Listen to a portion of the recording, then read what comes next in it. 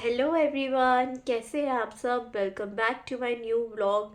Guys, आप लोग ना बहुत सपोर्ट कर रहे हैं, उसके लिए thank you so much. And आज जिस टॉपिक के बारे में हम बात करने वाले हैं या फिर जिस इन्फ्लुएंसर के बारे में बात करने वाले हैं, उससे पहले मैं आजकल जो इंडिया में मैरिजेस का स्टेटस है, आजकल जिस तरीके से मैरिजेस को देखा जा रहा है, आजकल रिलेशनशिप को जिस नज़रिए से देखा जा रहा है, उसके बारे में बात करेंगे। गाइस, आप लोग भी देख रहे होंगे कि आजकल इंडिया में डिवोर्स रेट बहुत ज़्यादा बढ़ गया है as compare to other countries. India का डिवोर्स रेट सबसे ज़्यादा है। इसका मेन रीज़न क्या हो सकता है? इसका मेन रीज़न ये है दैट लॉयल्टी। कहीं ना कहीं हस्बैंड वाइफ को चीट कर रहे हैं और वाइफ हस्बैंड को चीट कर रही हैं। लेकिन इंडिया में सबसे ज़्यादा लोगों को ये समझने की ज़रूरत है कि आप अपनी वाइफ को चीट नहीं कर रहे हो या अपने हस्बैंड को चीट नहीं कर रहे हो, अपनी पूरी फैमिली को चीट कर रहे हो।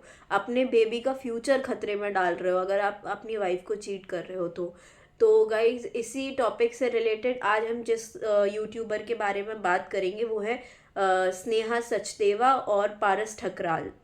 आप लोगों ने भी न्यूज़ में काफ़ी ज़्यादा देखा होगा या यूट्यूब आप फॉलो करते हो तो ये दोनों ही काफ़ी अच्छे यूट्यूबर हैं जिनके मिलियंस में सब्सक्राइबर हैं।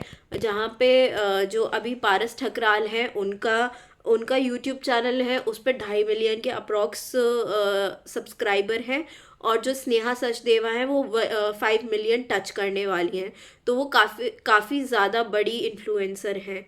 बट यहाँ हम मेन बात करने वाले हैं पारस ठकराल के बारे में।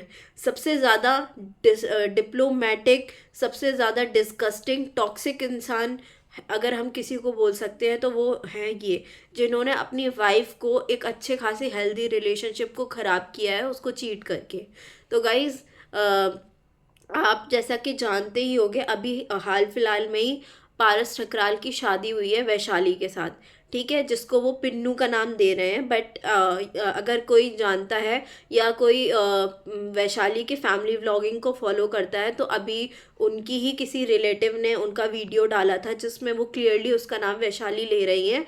एंड स्नेहा ने भी अपनी पुरानी वीडियो में बताया था कि पारस ठकराल का जो अफेयर चल रहा है वो किसी वैशाली नाम की लड़की से चल रहा है। तो ये जो जिससे शादी हुई है ये वही वैशाली है। और ये कितना बड़ा ब्लफ करने का एक तरीका है अपनी ही ऑडियंस को। आप जिसको जिसको आपको आपका घर चल रहा है, जिस ऑडियंस की वजह से आप उसको ही रियलिटी नहीं बता रहे हो, उसको ही ऑनेस्टी के साथ नहीं बता रहे हो कि आपके साथ कौन है, उसका झूठा झूठा नाम रख रहे हो, उसको पिन्नू पिन्नू बुला के अपने ऑडियंस को ब्लफ कर रहे हो, तो कितनी गलत चीज़ है। एंड ऐसे लोगों को तो शेम होना चाहिए कि वो एक इन्फ्लुएंसर है। आप इस तरह से इन्फ्लुएंस करके किसी को क्या दे रहे हो, अपनी ऑडियंस को क्या सर्व कर रहे हो? ये कि आप अपनी वाइफ के साथ डिसलॉयल रहो और ब्लफ करो अपनी वाइफ को, ये आप एक एग्जाम्पल सेट कर रहे हो। तो गाइज, सबसे बड़ी बात ये, इतना सब कुछ करने के बाद भी पारस ठकराल अल्टीमेटली स्नेहा को ब्लेम कर रहे थे हर चीज़ के लिए। बोल रहे थे स्नेहा का ही किसी अपनी फैमिली मेम्बर के साथ अफेयर है, जबकि अभी तक स्नेहा ने अभी तक अपनी शादी का कोई कंफर्मेशन नहीं दिया है। एंड अभी तक वो किसी भी के साथ अपना रिलेशनशिप स्टेटस उसने शेयर नहीं किया है। वो अपनी ब्लॉगिंग में या अपनी फैमिली पे ही पूरा फोकस दिखाती है। उसके फादर नहीं है तो वो अपनी मदर को ही बहुत ज़्यादा सपोर्ट करी, अपनी सिस्टर्स को भी सपोर्ट करने के लिए रही है। और वो मतलब इतनी टूट चुकी है कि वो कभी भी शादी या प्यार के बारे में बात नहीं करती है। तो इसी चीज़ से पता लगता है कि वो कितना ज़्यादा हर्ट है।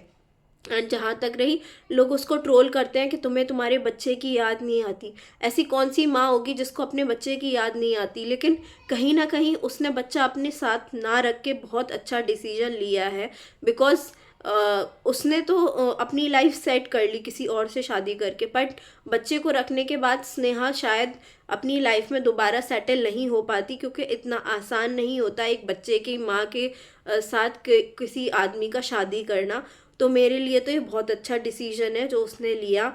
एंड अब वो अपनी लाइफ बहुत अच्छे से जी रही है, अपनी लाइफ में काफ़ी ज़्यादा इन सारी चीज़ों से दूर हो गई है। बट हमें जिस चीज़ के बारे में बात करनी है कि पारस ठकराल जैसे यूट्यूबर को बैन करना चाहिए, जो कि अपने मतलब चीटिंग करने के बाद ही अपनी वाइफ को डिस्ग्रेस करते हैं और उसको दिखाते हैं कि वो गलत है और वो उसने चीट किया है, जबकि चीट आप खुद कर रहे हो। तो ऐसे यूट्यूबर्स को कम्प्लीटली बैन करना चाहिए। एंड अभी उसकी व्लॉगिंग में दिखा रहे हैं कि वो पिन्नू बहुत अच्छी है, ये है वो है, बट अल्टीमेट कलर्स उसके दिख ही रहे हैं। वो जैसे कि जो हृदय है इनका बेटा, स्नेहा का और पारस का, उस पर इतना ज़्यादा कुछ केयर नहीं कर रही है उसकी।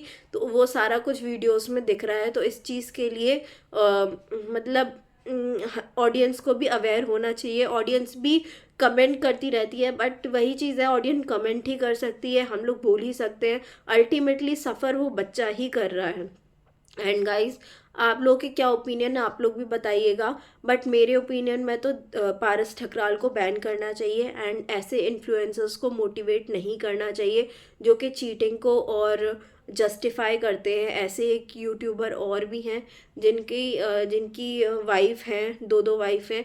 उनका मैं नाम नहीं लूँगी बिकॉज ये वीडियो मैं डेडिकेट कर रही हूँ पारस ठकराल और स्नेहा सचदेवा को, और इन्हीं लोगों पे मैं वीडियो बना रही हूँ। बाकी देखिए, चीटिंग तो आजकल बहुत कॉमन हो गई है। इंडियन मैरिजेस का टूटने का सबसे बड़ा रीज़न ही चीटिंग है। अगर आप अपनी वाइफ को कंपेयर करते हो किसी और लेडी के साथ, तो वो सबसे ज़्यादा गलत चीज़ है। आपकी वाइफ है, आपको किसी और के साथ उसको कंपेयर करने की ज़रूरत नहीं है।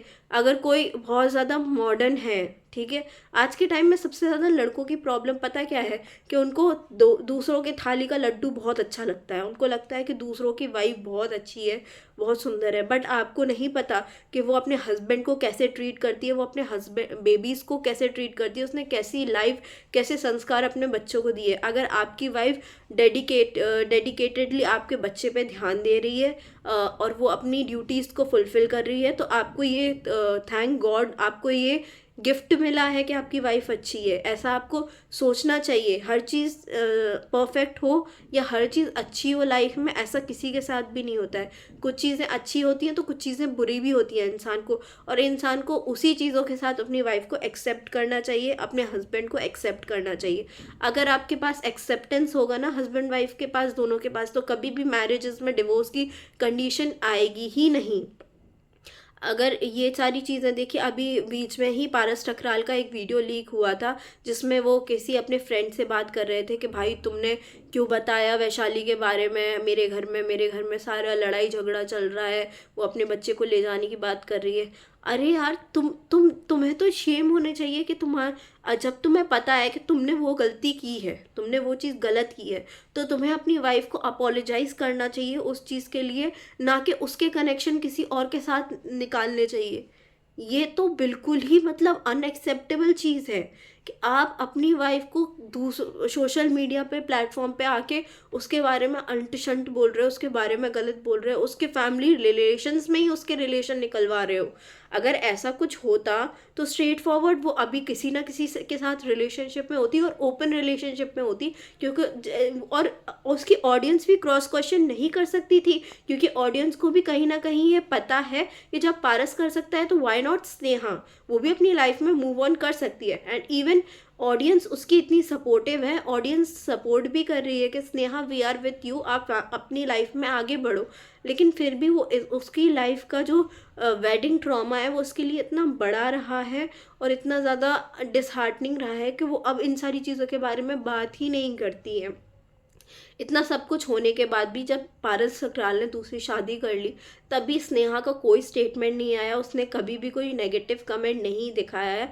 इसी वजह से ये कहीं ना कहीं एक उसको लाइफ में एक बहुत अच्छा गिफ्ट मिला है कि उसके ऑडियंस ने उसको समझा है, सपोर्ट किया है। आज वो पारस ठकराल से कहीं गुना ज़्यादा आगे बढ़ चुकी है अपनी जर्नी में, और वो फाइनेंशियली भी काफ़ी ज़्यादा स्ट्रांग हो चुकी है। अपनी फैमिली को, अपनी मम्मी को, अपनी बहनों को काफ़ी अच्छे से सपोर्ट कर रही हो।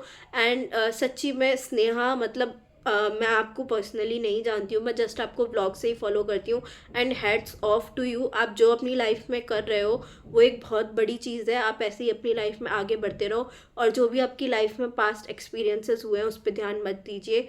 All the best for your future. आज का व्लॉग इतना ही रखते हैं गाइज, क्योंकि मुझे नहीं लगता कि इसके अलावा मुझे कुछ बोलने की ज़रूरत है। बाकी आप लोग खुद जानते हो कि क्या चीज़ें सही हैं, क्या चीज़ें गलत हैं। आप लोग भी अपना ओपिनियन कमेंट सेक्शन में मुझसे शेयर कर सकते हो। एंड अगर आपको ये रिएक्शंस वीडियो अच्छे लगते हैं तो प्लीज़ मुझे फॉलो सब्सक्राइब कीजिए, वीडियो को लाइक करिए एंड कमेंट करके बताइए कि मुझे नेक्स्ट वीडियो किस पर बनाना चाहिए। Bye, love you all.